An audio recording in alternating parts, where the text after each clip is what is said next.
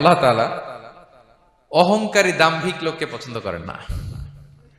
অহংকারী, আমাদের তো অহংকার টহংকার নাই না? আছে?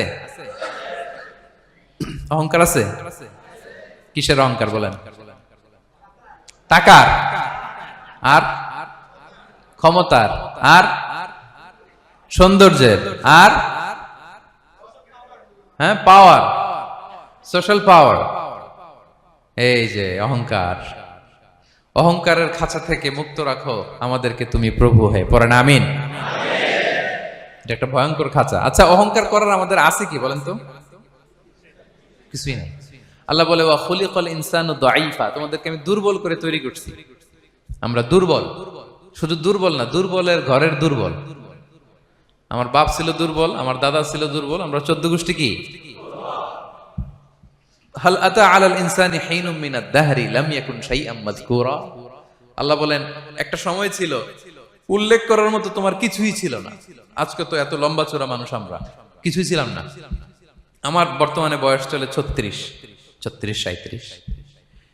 তো আজ থেকে 37 বছর আগে আমি কি ছিলাম? আমার অস্তিত্বই ছিল না, আমার কোনো নাম ছিল না, আমার কোনো গ্রাম ছিল না, আমার কোনো অ্যাড্রেস ছিল না, আমার কোনো পরিচিতি ছিল না। আজ থেকে আরো 37 বছর পরে একটু খেয়াল করেন তো, এখন তো 37, আরো 37 ধরেন বাঁচলাম। এরপরে আমি দুনিয়া, দুনিয়া থাকবে কিন্তু আমি নাই। আজকে কার জন্য আটকে আছে দুনিয়ার কাজ বলেন তো?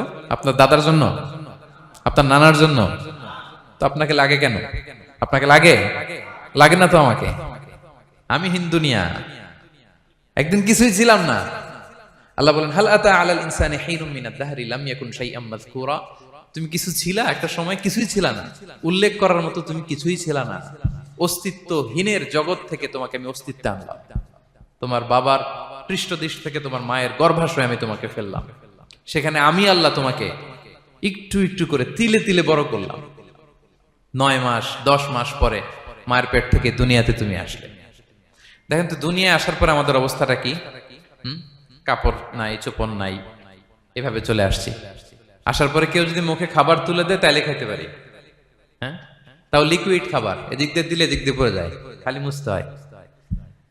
মেহমান একজন এসে আদর করে কোলে নিচে পেশাব করে দিছি ভরাইয়া, আছে না নাই?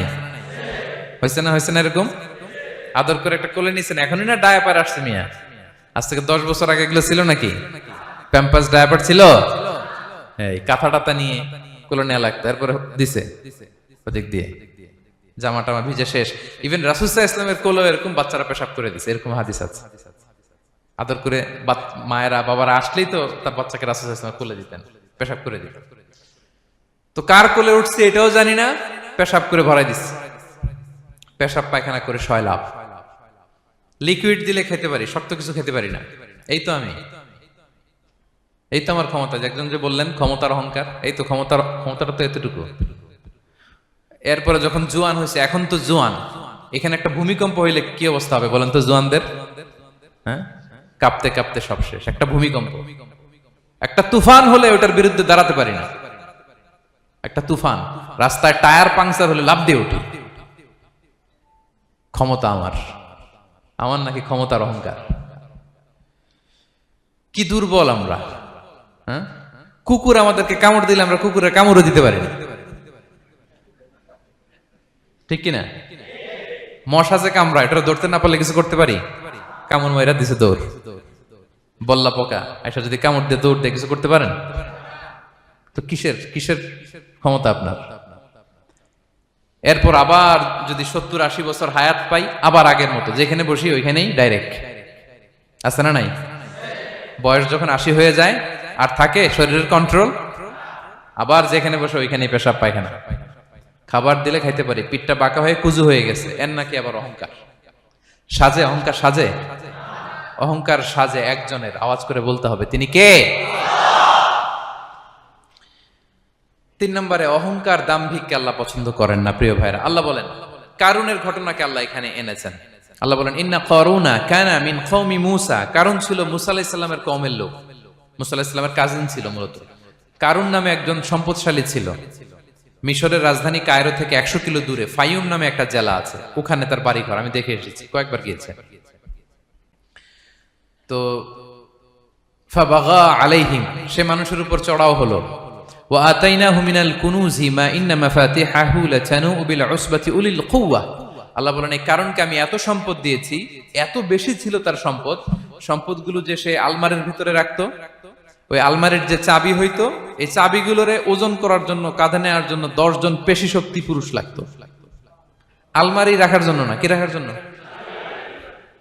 আলমারি ভর্তি যে সোনা দানা গহনা, ওইটা যে চাবি, ওই চাবিগুলা বহন করতে একদল পেশি পুরুষ লাগতো, এত সম্পদ।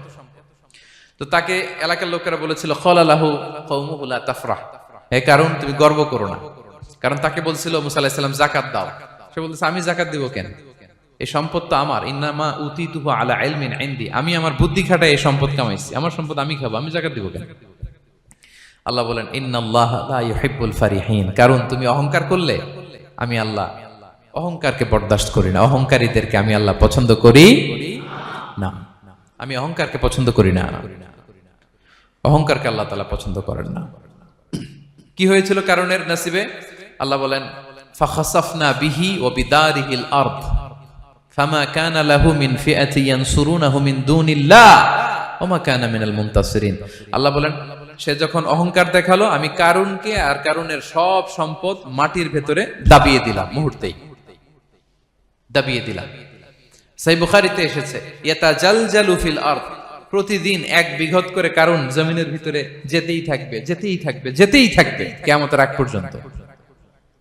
আল্লাহু আকবার।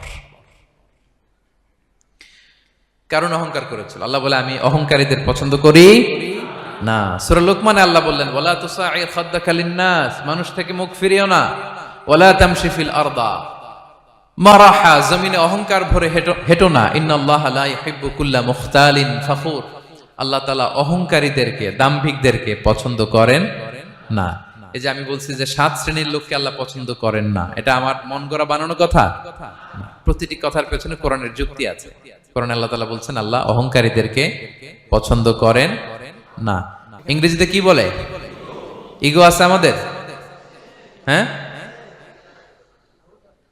ইগো, এটা ছেড়ে ফেলতে হবে, অহংকার করা যাবে না। আমার প্রিয় ভাইয়েরা একটু মনোযোগী হন, এই আয়াতের তাফসীরটা একটু সংক্ষেপে বুঝিয়ে দেই। আল্লাহ তাআলা বলছেন ইন্নাল্লাহা লা ইউহিব্বু কুল্লা মুখতালিন ফখুর, আল্লাহ কোন মুখতাল আর ফাখুরকে পছন্দ করেন না। মুখতাল আর ফাখুর মানে কি? মুখতাল মানে যে অহংকার করে মনে মনে। কিছু লোক আছে ভিতরে ভিতরে নিজের বড় মনে করে, বাইরে বলে না বা বলার সাহস পায় না, কিন্তু ভিতরে ভিতরে ভাবে আমি কোন হনুরে, কি বলে আমি কোন, আমি তো বড়, আরে আমার চেয়ে বড় বেশি জানে নাকি কেউ, আমার চেয়ে কিছু পারে নাকি, আমি তো, কিন্তু এটা মুখ দিয়ে বলে না, ভিতরে ভিতরে আছে না নাই? এদেরকে আরবিতে বলে মুখতাল। কি বলে? মুখতাল। আরেকজন ফাখুর, সে শুধু ভিতরে না, এটা প্রকাশ্যে বলে বেড়ায়, এটা আরো ডেঞ্জারাস। ফাখুর সে আরো খারাপ, সে প্রকাশ্যে তার অহংকার প্রদর্শন করে, বলে বেড়ায় যে আমি বড়, আমি বড়, আমি বড়। এই আমি বড় কথাটাই সবচেয়ে ভয়ঙ্কর। আমি বড় কথাটাই সবচেয়ে ভয়ঙ্কর। নিজে যাকে বড় বলে বড় সে, লোকে যাকে বড় বলে বড় সে হয়। আমার প্রিয় পেনাঙ্গের ভাইয়েরা, নিজেকে বড় মনে করা এটা শয়তানের স্বভাব। কার স্বভাব? বিনয়ী হওয়া এটা নবীদের স্বভাব। আল্লাহ তাআলা ফেরেশতাদেরকে বলেছিলেন উসজুদু লি আদম, তোমরা আদমকে সিজদা দাও। ফাসাজাদাল মালাইকা কুল্লুহুম, সবাই সিজদা দিল ইল্লা ইবলিস, কে ছাড়া? ইবলিস ছাড়া। সে নিজেকে বড় মনে করেছিল, শয়তান। কিভাবে? সে লজিক খাটাইলো আল্লাহর সাথে। সে লজিক দিয়ে আল্লাহর বলে আল্লাহ ক্বালা আনা খায়রুম মিনহু, আল্লাহ আমি কেন সিজদা দেব, আমি তো আদমের চেয়ে শ্রেষ্ঠ, আমি বড়। আল্লাহ বলতেছে তুমি বড়, কেমনে বড়? শয়তান বলে খালাকতানি মিন নার, আপনি আমারে বানাইছেন কি দিয়ে?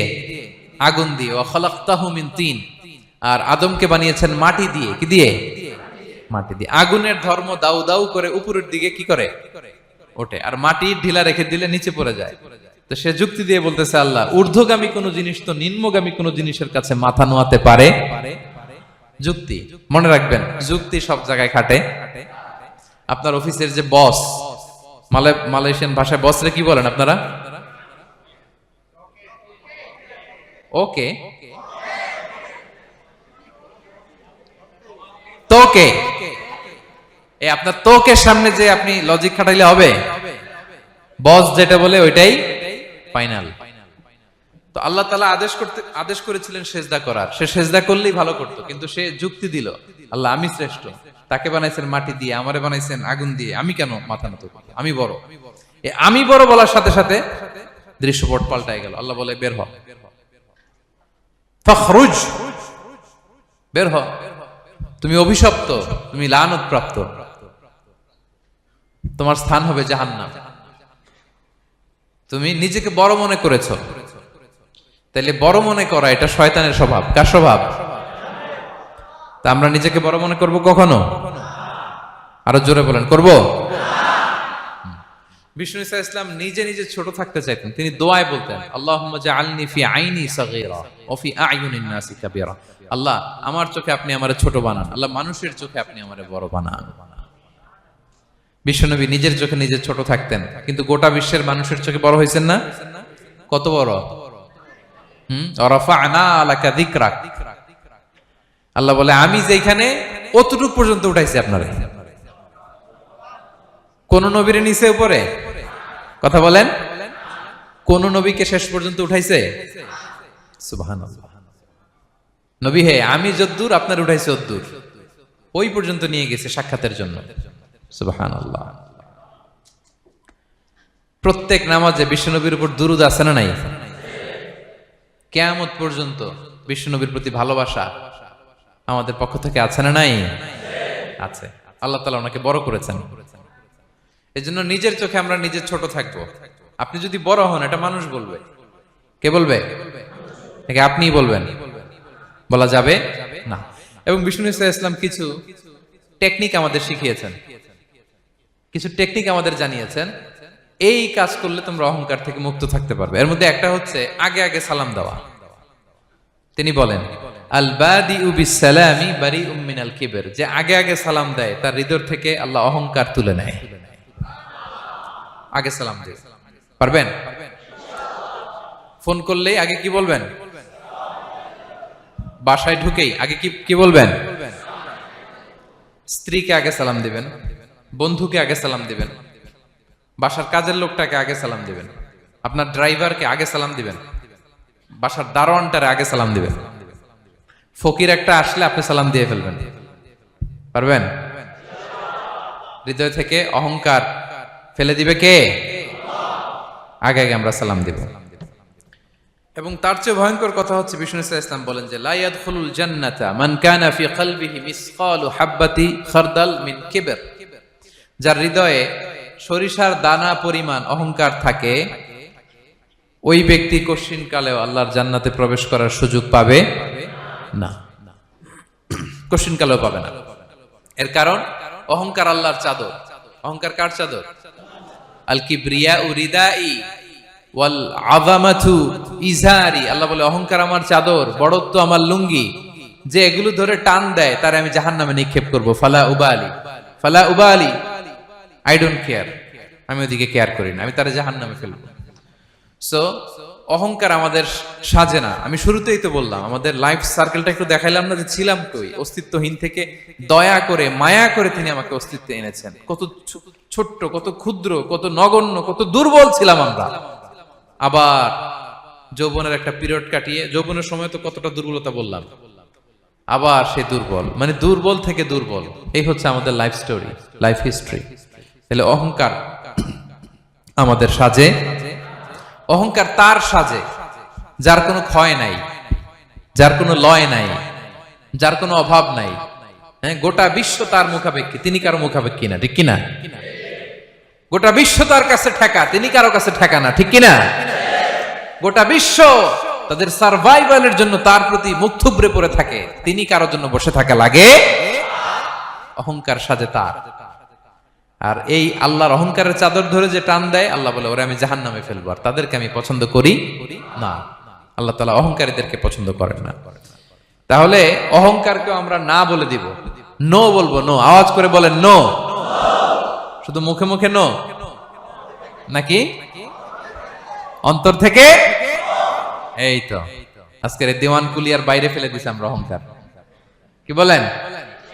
পেনাঙ্গের ভাইরা, আর অহংকার করব? আপনি বিনয়ী হন। মান তাওয়াদা তারাফা, বিষ্ণু বলেন যে নিচু হয় আল্লাহ ওর টাইনা উঁচু করে। আপনি বিনয়ী হবেন, আল্লাহ আপনার উঁচু করবে। আর আপনি উঠতে চাবেন, এক থাপ্পড় মেরে জমিনে আল্লাহ মিশাই দিবে। এজন্য বড়ত্ব, দাম্ভিকতা এটা আল্লাহর পোশাক। আমরা যেন তার পোশাক ধরে টান না দেই। এই পয়েন্টটা কি সবার কাছে ক্লিয়ার?